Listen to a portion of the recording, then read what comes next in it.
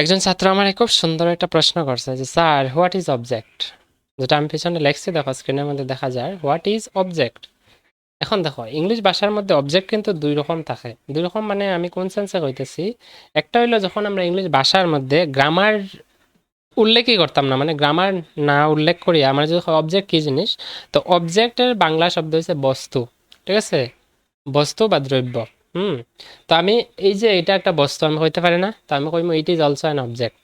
ঠিক আছে, কিন্তু আমারে এখানে ইংলিশ ভাষার মধ্যে গ্রামার উল্লেখ না করিয়া কইছে না, আমারে কইছে গ্রামারের মধ্যে অবজেক্ট কিতা। ঠিক আছে, প্রশ্ন বুঝিয়ে, প্রশ্ন কিন্তু দুই সেন্সে আইতে পারে বা জিজ্ঞাসা করতে পারে যে কোনো কেউ যে অবজেক্ট কী জিনিস। তো অবজেক্ট কী জিনিস করলে তুমি উল্টা প্রশ্ন করতে লাগবে যে কোন অবজেক্ট, ইংলিশ গ্রামারের মধ্যে বাক্যের গঠনে থাকা অবজেক্ট। এখন প্রশ্ন হলো বাক্যের গঠন কিতা। বাক্যের গঠন যেটা আমরা ইংলিশ গ্রামার ছোটোবেলা থেকে করিয়ে আইতেছি, subject, helping verb, main verb, object, এখানে কমপ্লিমেন্টও থাকতে পারে প্লাস এক্সট্রা থাকা। এটা গ্রামার সেকশন, গ্রামার পড়লে তোমরা বুঝতে হয়।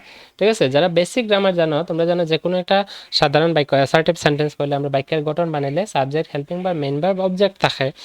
আমারে কইছে ইংলিশ গ্রামারের অবজেক্ট কিতা প্রশ্ন। ঠিক আছে, তো আমি তো এই অবজেক্টের বাংলা কিতা জানি, যদি না জানি আমি কইয়া দিমু। এখন এই অবজেক্টের বাংলা কিতা, আমরা যদি কেউ প্রশ্ন করে অবজেক্ট মানে কিতা, তুমি কিতা বাংলা অর্থ কইবাইনি না, তুমি এটা কইতে লাগবে এই অবজেক্টটা কি, বা কোনো একটা বাক্যের মাঝে যখন আমারে কইব এটা তো অবজেক্ট খুঁজিয়ে বার করে, বাক্যত কোন অংশটারে বা কোন শব্দটারে অবজেক্ট কয় তুমি খুঁজিয়ে বার করো, তাইলে তোমার কি করতে লাগবে অবজেক্ট খারে কয় জানতে লাগবে। অর্থাৎ কেউ প্রশ্ন করলে তুমি এটা বুঝতে লাগবে যে অবজেক্ট আসলে কারে হয়, একটা বাক্যের মধ্যে কোন অংশত অবজেক্ট আছে, স্পেশালি ইংলিশ গ্রামারেও। তো আমি যদি ইংলিশ গ্রামার ছাড়া অবজেক্ট কিতা আমি কইমো এটা একটা অবজেক্ট। অবজেক্ট মানে সাধারণত একটা বস্তু বোঝায়, অবজেক্টের বাংলা আর কি। ঠিক আছে, বস্তু। This is also an electronic object. হ্যাঁ, মানে ইলেকট্রনিক অবজেক্ট মানে কি, যান্ত্রিক বস্তু কইতে পারে। তো এখানে যে আছে ইংলিশ গ্রামারের মধ্যে অবজেক্ট কিতা, আমি যদি এটার বাক্যের বাংলা হয়ে যায় সাবজেক্ট মানে কর্তা, তোমরা জানো অনেকে পড়ে আইছো, মুখস্থ যারা করছো মুখস্থ বিদ্যা, হেল্পিং ভার্ব সাহায্যকারী কাজ, মেইন ভার্ব মানে মূল কাজ, আর অবজেক্ট হলো কর্ম। অর্থাৎ কেউ প্রশ্ন করলে আমার যে অবজেক্ট কিতা, অবজেক্ট কিতা আমি কিতা কর্ম, কর্ম কইম নি, কোনো সময় না। একটা বাক্যর মধ্যে কর্ম কোনটারে হয় বা অবজেক্ট কারে হয় কেউ জিগাইলে আমি তখনই কইতে পারবো যখন তার অর্থ বুঝবো। এখন এর অর্থ কিতা আমি সিম্পলভাবে কইয়া দিই, উদাহরণও দিয়া দিই, টেনশন নিও না তোমরা। যখন মনে রাখবা যখন একটা বাক্যর মাঝে মেইন ভার্ব মানে মূল কাজ থাকবো না, একটা বাক্য আমরা যেমন আমি বই পড়ি, বাক্য একটা নিলাম কিতা আমি বই পড়ি, আমার কাজ কিতা পড়া, পড়ছি।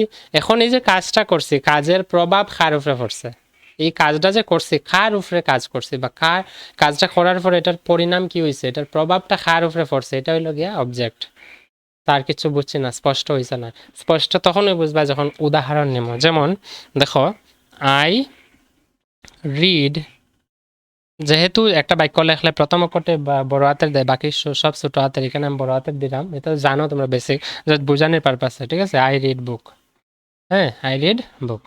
এখন দেখো আই রিড আমি বই, মানে রিড মানে পড়া, বই কিতা মানে বই মানে বুক। তো আমি কিতা করছি আমি বই পড়ি। তো তুমি বাক্যর মধ্যে লক্ষ্য করিয়া দেখো সাবজেক্ট আছে আই, হেল্পিং ভার্ব এখানে নাই, হ্যাঁ, মেইন ভার্ব হইছে রিড আর অবজেক্ট হইছে বুক। স্যার অবজেক্ট বুক কেন হইলো, কেন হয়েছে কারণ তুমি এখানে মূল কাজ কিতা, আমি দেখো বাক্য কিতা কইছিলাম যে যখন কোনো কাজ করবা বাক্যর মধ্যে মেইন ভার্ব মানে মূল কাজ, মূল কাজ কিতা বাক্যত রিড। এখন কিতা পড়তেছ বা তুমি যে পড়তেছো বা ওই যে কাজটা করতেছো, কাজের প্রভাব কই পড়ে, কার উপরে পড়ে, অবজেক্টের উপরে। আর অবজেক্টটা এখানে কি হইব, পড়তেছো যখন কার উপরে পড়ে প্রভাবটা, বইয়ের উপরে, অর্থাৎ বইটা হইব অবজেক্ট। আশা করি বুঝছো। যেমন আমি আরও লিখতে পারি উদাহরণ যে he loves her, sorry her কেমন হইব, he loves his mother, MOTHER mother, সে তার মাকে ভালোবাসে না, মূল কাজ কি তার ভালোবাসা, কারে ভালোবাসে, এখানে প্রভাব কার উপরে পড়ে, মাদার। ঠিক আছে, এই মাদার হইব গিয়া অবজেক্ট। আশা করি অবজেক্টের দ্বন্দ্ব, যেটা অবজেক্ট নিয়ে যে অনেক মনের মধ্যে বড় কোয়েশ্চেন মার্ক আসছিল, এই কোয়েশ্চেন মার্ক আশা করি আমি দূর করতে পারছি। এখন কিতা কইবা অবজেক্ট, কেউ যদি জিজ্ঞাসা করে কইবা যে যখন কোনো বাক্যর মধ্যে মূল কাজ আমরা থাকে না, মেইন ভার্ব, মূল কাজ যে আছে এই কাজ করার পরে এই কাজের প্রভাব যার উপরে পড়ে, এই যার উপরে পড়ে হে হইল গিয়া অবজেক্ট মানে কর্ম। ঠিক আছে, যেমন উদাহরণও তুমি দিতে পারো I read book, he loves his mother, mother হইব গিয়া। অনেকের মনে একটা ডাউট থাকতে পারে স্যার এখানে হিজ কিতা হইব, তো ইংলিশ গ্রামার যারা পড়ছো, ডিটারমিনার যারা পড়ছো, এটা হয় পজিটিভ ডিটারমিনার। তো এইগুলা নিয়ে এখন আলোচনা করে লাভ নাই। যেটা আমি যে উদ্দেশ্যে ভিডিও বানাইলাম যে অবজেক্ট কি জিনিস, হয়তো স্যার এখানে অবি যে এখানে শর্টকাট লেখছি, বোর্ডে দেখো লেখা আছে অবজেক্ট কি পুরা বানান, ঠিক না? তো আশা করি অবজেক্টটা নিয়ে আমি অন্য টপিক কিছু বুঝাইতে যাই না, ডিটারমিনার কি তাইতে যদি জানতে লাগে বা গ্রামার রিলেটেড যে কোনো টপিকের বিষয়ে কোনো ডাউট থাকলে শুধু কমেন্টে জানাই, আমার প্রশ্ন করিও। আমি চেষ্টা করবো নিশ্চয়ই ভিডিও বানিয়ে তোমরা এগুলা সুন্দরভাবে নিজের মাতৃভাষায় বুঝাইয়া যাতে তোমরা পরীক্ষায় ভালোভাবে মার্ক তুলতে পারো। শুধু তা না, কেউ যদি তোমার প্রশ্ন করে এটারে যেন তুমি সুন্দরভাবে বুঝাই ভাঙ্গিয়ে দিতে পারো। এমনকি তোমার ঘরে পরিবারের ছোট যে ভাই বোন বা প্রতিবেশীর মধ্যে কেউ যদি এসে জিজ্ঞাসা করে যে তুমি ক্লাস 10 পাস করে লিছো, হায়ার সেকেন্ডারি পাস করে লিছো, অবজেক্ট কি জিনিস আমার একটু কও নে, তো তোমার কাছে নিশ্চয়ই আইব একটা আশা রাখি যে তাই না অতটুকু ফোর্সে নিশ্চয়ই ভালো রেজাল্ট করছে, এই কারণে তার মানে অবজেক্টের অর্থ জানে, সাবজেক্টের অর্থ জানে।